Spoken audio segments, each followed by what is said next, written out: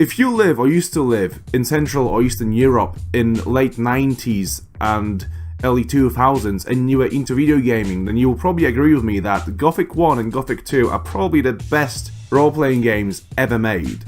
The developers of said titles, the German studio Piranha Bytes, have managed to change the way many people understand the phenomenon of immersive role-playing gaming experiences. I personally still regard some of the aspects of those games as masterpieces of game design. If you decide to play the first Gothic, you won't have to wait very long to witness what makes the game amazing, as it explains itself very well through a sneaky tutorial sequence that not everyone might be able to notice to be a tutorial. On today's video, I'll be looking at the first half an hour of Gothic 1 and examine it to say what makes the game really amazing. My name is Dan, and this is my Why Gothic 1 is a Gaming Masterpiece. Roll the intro. No, actually, before I start this video, I just want to mention that I have started a Gothic Let's Play series on my channel with a new video coming out every Saturday, so if you are watching this video, you might be interested in checking out this series too. Okay, roll the intro.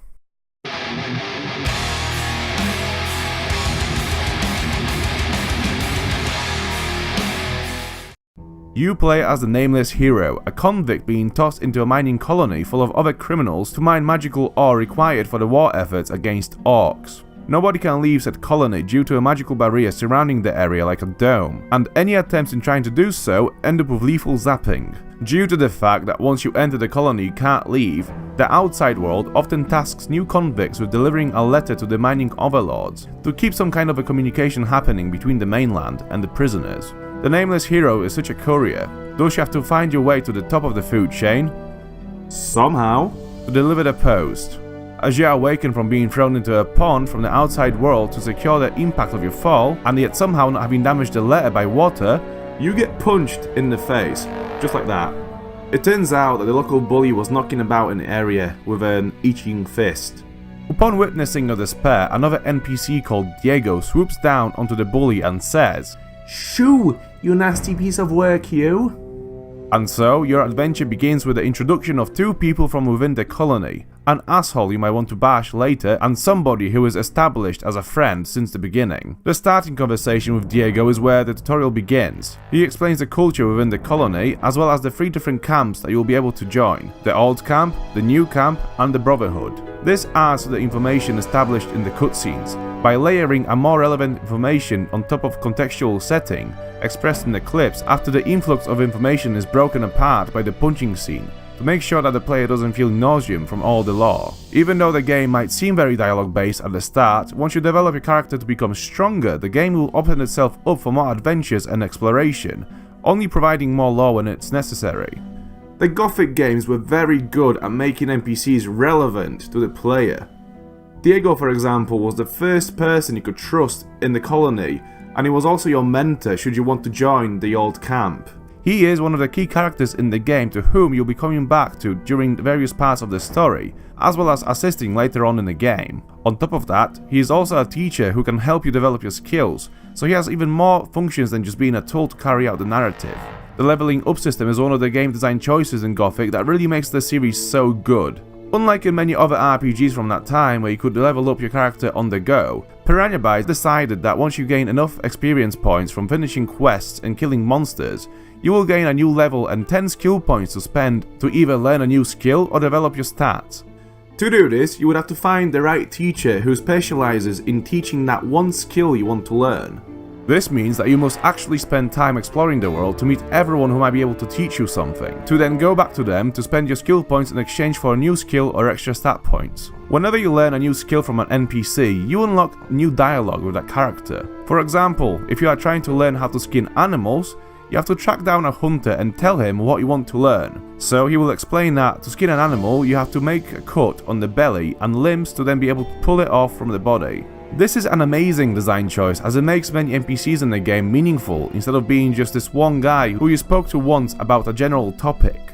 It adds to the overall immersion in the world because there are so many meaningful interactions you can experience that you would not experience in any other titles. The progression of combat efficiency in Gothic 1 was also one of those creative designs that really worked well. So you are still speaking with Diego and you ask where you can find a good weapon because you know, grinding without a weapon isn't good.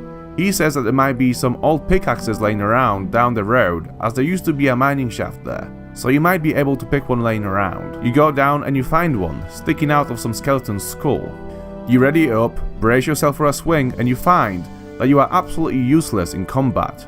The combat moves are slow and weak, and you can't do any combos. This is one of the player navigation tools the developers use to direct the player towards the first save zone. You know you can't fight, so you shouldn't try.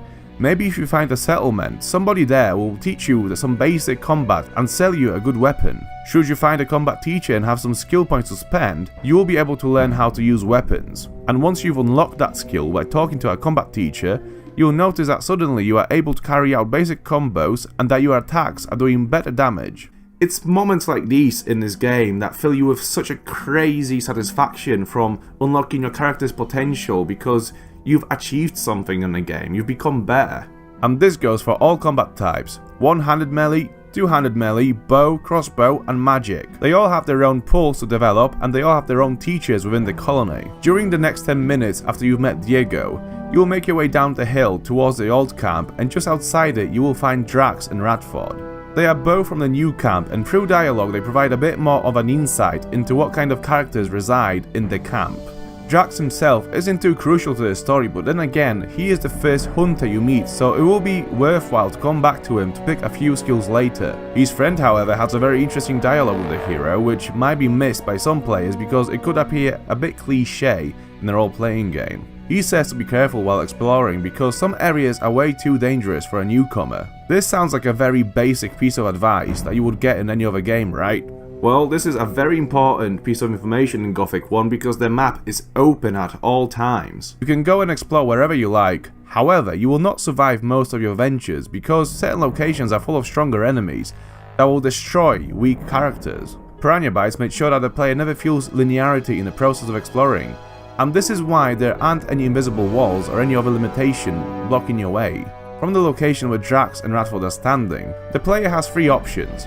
Follow the path to the old camp, go to the forest, or swim through the river to reach the camp faster, though there are two monsters waiting halfway. Obviously the road is the safest option as it is patrolled by guards from the old camp, the river is fastest but most dangerous, and the forest is just there. Let's say you enter the forest. At the start you encounter a group of low-level monsters. However, they are relatively easy to take down, so if you want to grind a bit, this is a good opportunity to do so. Should you follow the path into the forest, you will eventually encounter creatures such as wolves, which are nearly impossible to take down right now, so after you've got killed, you might want to turn back to where you came from. And so, you're back with Drax and Radford. From here, you can go through the river or follow the road, knowing that the forest is too dangerous. Let's say you want to swim through the river, but the little island halfway through is hard to get over because there are two monsters on it that might be hard to take down on such a small island. So now there is only one path to take, the road. You encounter a couple of beasts, but they are easy to take down, and then you reach a bridge that has two guards posted there